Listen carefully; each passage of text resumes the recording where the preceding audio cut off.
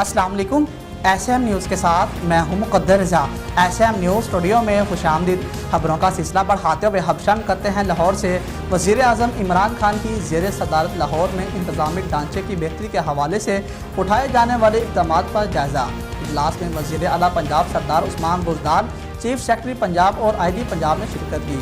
Chief secretary Punjab Kamran Ali Afzal ने वज़ीर आज़म इमरान खान को ब्रीफ किया। पंजाब के इंतज़ामी फसलों में शफाफियत और मेरिट को मद्देनज़र रखा जाएगा।